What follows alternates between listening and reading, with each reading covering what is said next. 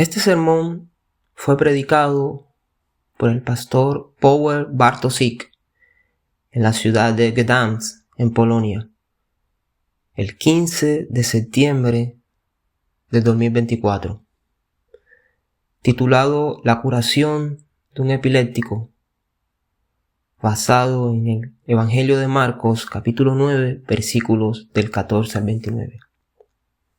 Esta cena tiene lugar inmediatamente después de los acontecimientos en el monte de la Transfiguración. Recordemos lo que sucedió.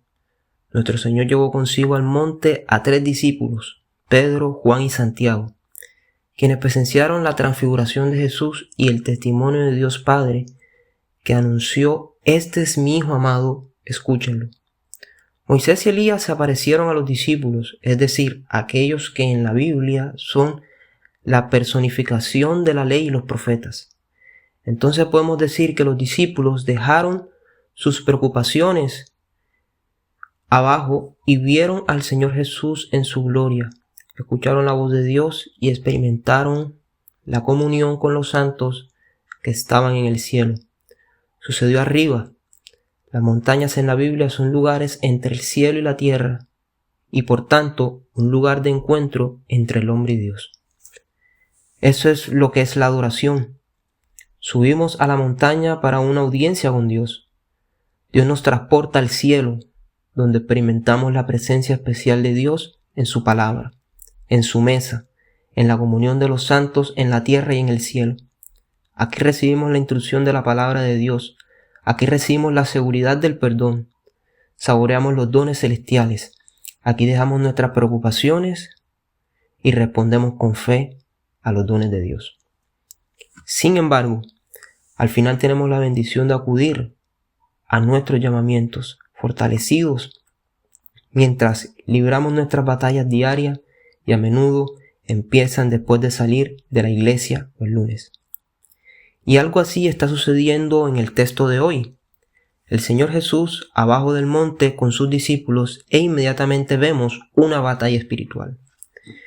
El Señor Jesús es exaltado en la montaña, pero también desciende a los problemas humanos, al sufrimiento y a la lucha contra las enfermedades, los demonios y las personas que blasfeman contra Él. Y estas dos cosas muchas veces van de la mano en nuestra vida. Experimentar la cercanía de Dios, la gloria de Dios, la bondad de Dios y las pruebas y desafíos. Adoración y vida cotidiana llena de batallas. Pero lo importante es que en ambas situaciones Dios está presente de una manera diferente, pero presente. Durante el servicio está presente en la palabra y los sacramentos de la iglesia, en nuestra vida diaria. Él está con nosotros en medio de pruebas, enfermedades y desafíos espirituales. Comenzamos la semana con una audiencia arriba, en el cielo delante de Dios, pero luego Dios nos envía a nuestras vocaciones. Por supuesto, la montaña era tan buena que Peter quería quedarse allí y montar tiendas de campaña, pero no era la voluntad de nuestro Señor que permaneciera esta montaña para siempre. Y cuando bajaron, inmediatamente comenzaron las batallas espirituales. Y aquí tenemos el primero de ellos. Siempre debemos estar preparados para esto. Llegas a casa de la iglesia, al trabajo, a tu familia, a la escuela, y ser fortalecido. Responder con el escudo de la fe a los proyectiles del maligno. Pelea con la espada de la palabra de Dios. Aquí Dios nos equipa, nos habla, nos nutre. Aquí fortalecemos nuestra confianza en Jesús y calentamos nuestros corazones cantando y respondiendo a Dios. Y luego cumplimos nuestros llamamientos al descender de la montaña de la Transfiguración. ¿Qué está sucediendo? Notemos que en ambas historias, en el monte de la Transfiguración y en esta escena de la curación del epiléptico, tenemos al Padre y al Hijo. Por supuesto, en la primera escena tenemos personas divinas. Aquí tenemos personas débiles y defectuosas. En la primera escena, el Padre habla desde el cielo del Hijo. Escúchenlo. En el segundo, el Padre pide a Jesús que mire a su Hijo. Escucha al Hijo de Dios. La presencia del Padre y del Hijo en ambas escenas no es casual. El hijo atormentado por un espíritu mudo es imagen de la obra del Hijo de Dios que tomó sobre sí nuestra maldición. Esta escena es un presagio de lo que pronto le sucederá a Jesús en la cruz. Leemos que este hombre era espiritualmente mudo, versículo 17 y 18. Entonces uno del pueblo le respondió: Maestro, te he traído a mi hijo, que tiene un espíritu mudo, y donde quiera que lo agarra, lo desgarra, y echa espuma, y rechina los dientes, y se entumece, y dije a tus discípulos que lo echaran, pero no pudieron. Podemos imaginar lo deprimente y terrible que fue este espectáculo para los familiares del joven, cuando vemos a nuestros seres queridos devastados por una enfermedad. Nuestro corazón sangra. También hubo una esclavitud espiritual, un agotamiento espiritual, porque leemos que tenía un espíritu mudo, entonces estaba siendo devastado por algún demonio. Note que no es el Hijo quien viene a Jesús y le pide curación, sino el Padre. No hay un solo ejemplo en la Biblia de un hombre que fue atado ante demonios o endemoniados. Pide liberación. Tal persona está esclava del diablo y no puede salir a la luz a menos que alguien más le ayude a venir a Jesús. Como aquí o como en el caso de los poseídos, el Señor Jesús va hacia ellos. Por supuesto, las posesiones todavía ocurren, aunque son muy raras, porque el poder y el alcance del diablo han sido significativamente limitados desde la hora de Jesús. Pero hoy en día se cometen a menudo abusos a este respecto. Las personas a las que se les dice que tienen algún espíritu inmundo o demonio dentro de ellos van a la iglesia y piden liberación, o llaman a un exorcista a su casa. Digámoslo nuevamente, un hombre atado por la obra de un demonio huye de la presencia de Jesús, no logra ser liberado. Aquí vemos que el Padre quien trae a su Hijo al Señor Jesús, su condición es dramática, versículo 18.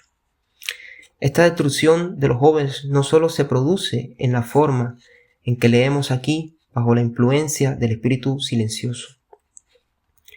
En cada ciudad hay jóvenes que están en las garras del libertinaje, las drogas y los vínculos espirituales. Se encuentran en una condición trágica y solo la acción sobrenatural de Jesús, la palabra de Dios, tiene el poder de traerles la verdadera libertad. Los jóvenes necesitan la presencia de Jesús. Y recordemos que la lucha es espiritual. No estamos hablando de jóvenes que faltan en las discusiones. Hablamos de que es una lucha entre la luz y las tinieblas. Y comenzamos con la oración por tu corazón y tu alma y luego por los jóvenes que Dios pone en tu camino. Veamos la reacción del Señor Jesús en el versículo 19. Y Él le respondió diciendo: Oh generación incrédula, ¿cuánto tiempo estaré contigo? ¿Hasta cuándo te soportaré? Tráemelo. Moisés pronuncia las palabras similares al pueblo incrédulo antes de entrar a la tierra prometida, Deuteronomio capítulo 33, versículos del 5 al 20. Por lo tanto, las palabras del Señor Jesús deben aplicarse no solo a los apóstoles, sino a todo Israel. Todo Israel es una generación incrédula y perversa. En realidad, Jesús está decepcionado y entristecido. Esto muestra cuánto se preocupa Él por tu fe y la mía, pero incluso en el monte de la decepción no se rinde ante la desilusión, sino que piensa en las demás y actúa por el bien de los suyos. Versículo 19 dice: tráemelo a mí. Versículo del 20 al 22. Y se lo trajeron. Y cuando el espíritu lo vio, inmediatamente comenzó a sacudirlo. Y cayó al suelo. Y rodó, echando espuma por la boca. Y preguntó a su padre: ¿desde cuándo le sucedió esto? Él le dijo: desde pequeño. Y muchas veces los arrojaba al fuego y al agua para destruirlo.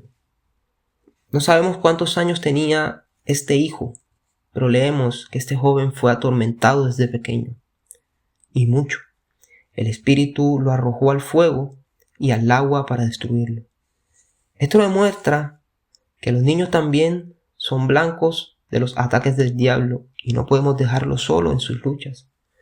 Nunca es demasiado temprano para buscar la salvación de nuestros hijos y su participación en la adoración y en los dones de Cristo. No les decimos a los niños, cuando sean mayores, les invitaremos a la presencia de Jesús en el bautismo y la comunión. Cuando seas grande, te invitaremos a unirte a la familia de Jesús, o sea, a la iglesia.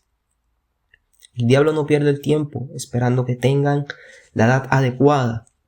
Si los corazones de los jóvenes pueden ser llenos de Satanás, también pueden ser llenos del Espíritu Santo. Por eso es tan importante que los niños no solo participen con nosotros en el servicio y dones de Jesús, sino que también se llenen de la luz de Dios en nuestros hogares. Por eso oramos con ellos y leemos con ellos las sagradas escrituras.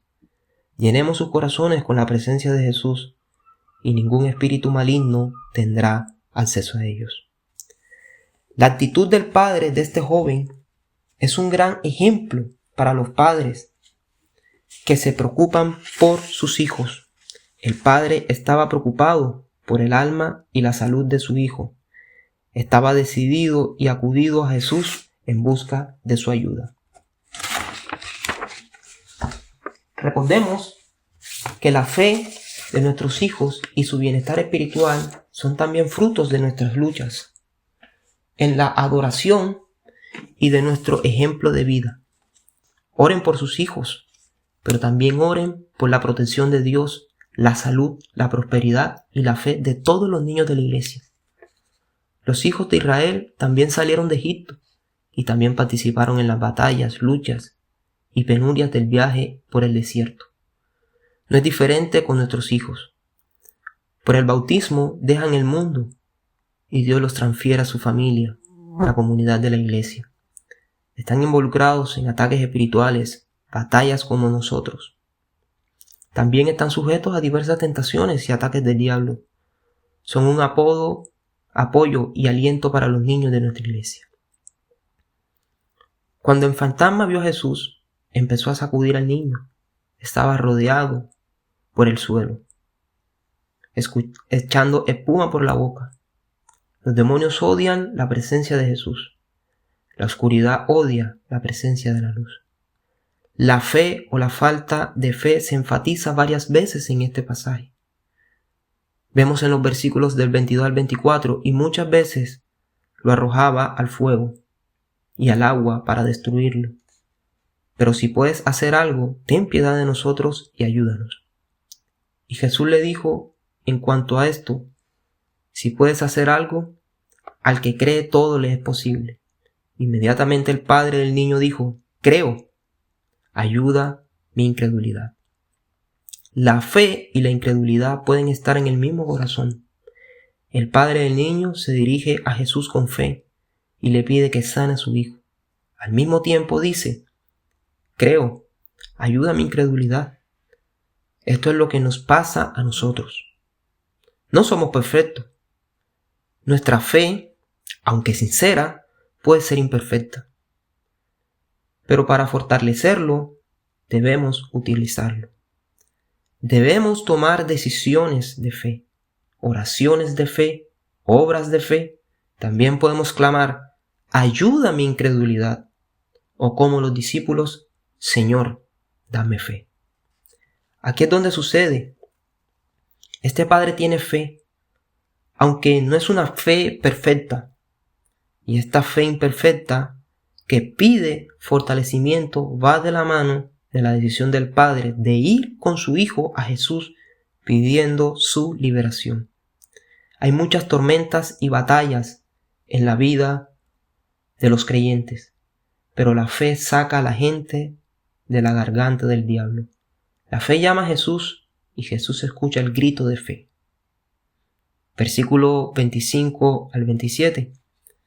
Cuando Jesús vio que la multitud se reunía, reprendió al espíritu inmundo y le dijo, espíritu mudo y sordo, yo os mando, salid de él y nunca volváis a él. Y él gritando, le sacudió violentamente y salió. El niño parecía como si estuviera muerto, de modo que muchos decían, que estaba muerto. Y Jesús, tomándole de la mano, le levantó y se levantó. Primero observe que Jesús respondió de inmediato. No esperó a que este chico le preguntara, acudió él mismo. Probablemente no podría hacerlo, considerando su condición. En esos momentos, un hogar cristiano y unos padres creyentes son de gran bendición. Cuando un niño no puede pedir los dones de Cristo por sí solo, es responsabilidad del Padre fiel llevarlo a la presencia de nuestro Señor. Cuando los niños son pequeños, los bautizamos y los llevamos al servicio. ¿Por qué no esperamos a que ellos decidan estas cosas por sí solos? Porque creemos que la luz de Cristo, la presencia de Cristo, es vida, bondad y bendición. Y llevamos esta bendición a aquellos que no pueden alcanzarla o pedirla por sí mismos. Aquí el hijo epiléptico es un ejemplo de ello. No puede pedir liberación y salud por sí solo, pero es su padre quien lo trae y le muestra su fe. Prestemos atención a cómo el Señor Jesús sana al hijo de este hombre. Versículo 25.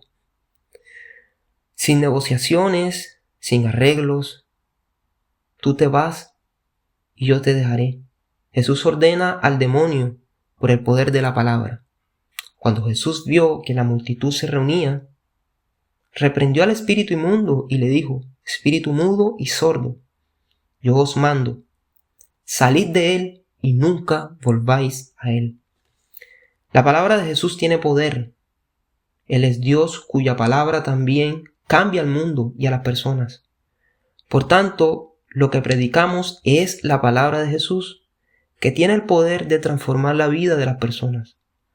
No predicamos enseñanzas humanas, filosofías humanas, sino la palabra de Dios. Si hay batallas espirituales, tormentas en tu vida, estás atormentado por las tentaciones del diablo, pensamientos intrusivos, acuda a la palabra de Dios. Lea la Biblia todos los días. Escucha la enseñanza de la palabra de Dios en la iglesia. No es solo una fuente de información sobre Dios y el mundo.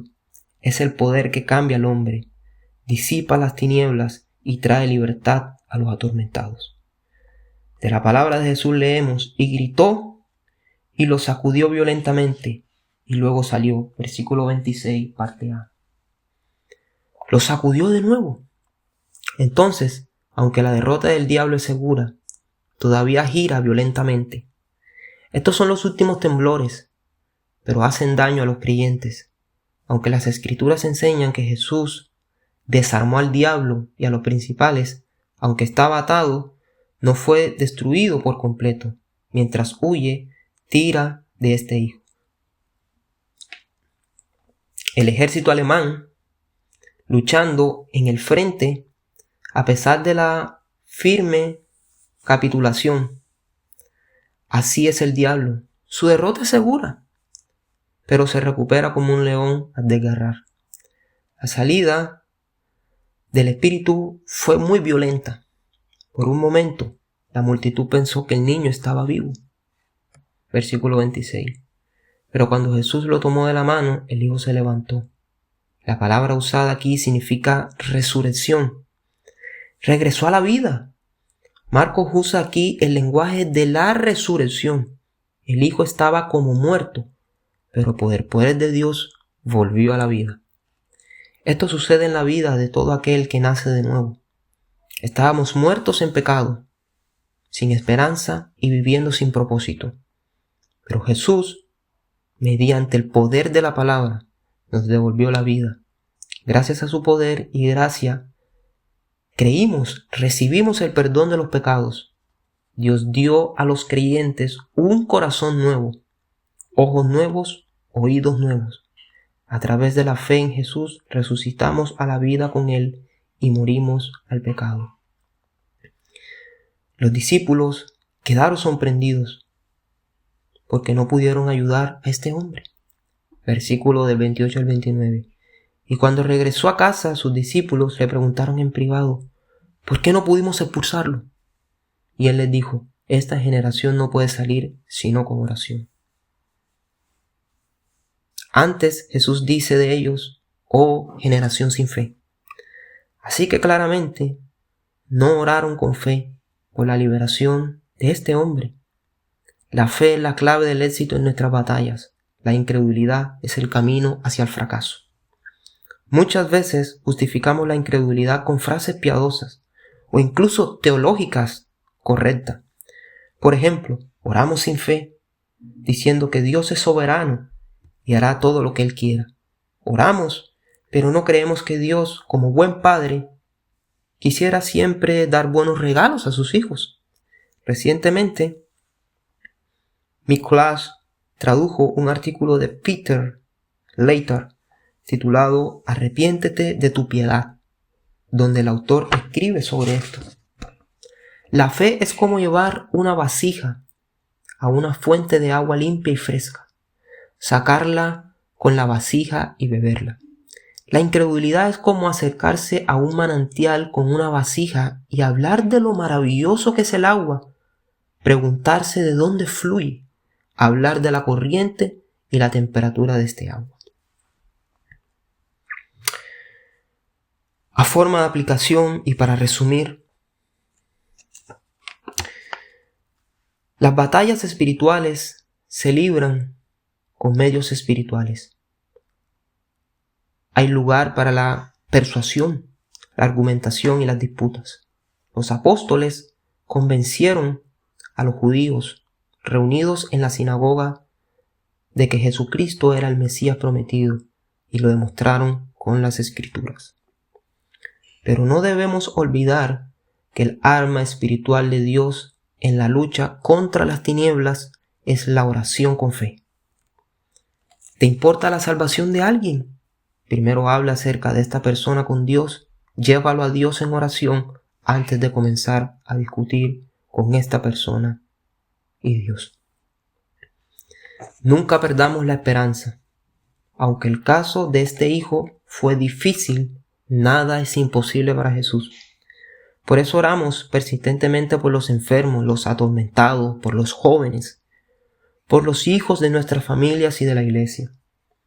Llevamos alivio a los que sufren en la carne.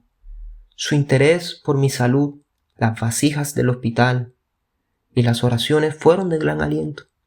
Así es como muestra el amor en acción. Traes bondad y alivio del sufrimiento a quienes lo necesitan. ¿Alguien que conoces está enfermo? Llame o envíe un mensaje de texto a esta persona hoy.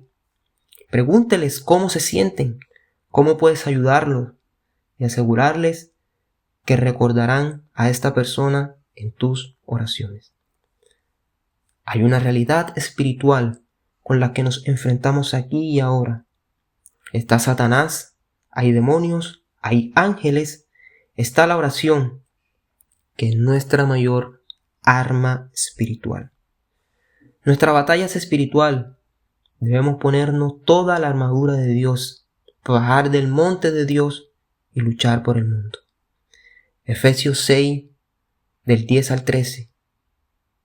Por último, hermanos míos, fortaleceos en el Señor y en su gran poder, vestidos de toda la armadura de Dios, para que podáis hacer frente a las artimañas del diablo.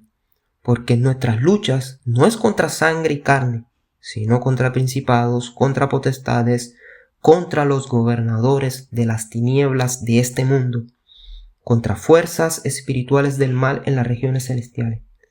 Tomad pues toda la armadura de Dios, para que podáis resistir en el día malo, y habiendo terminado todo esto, estar firmes. Amén.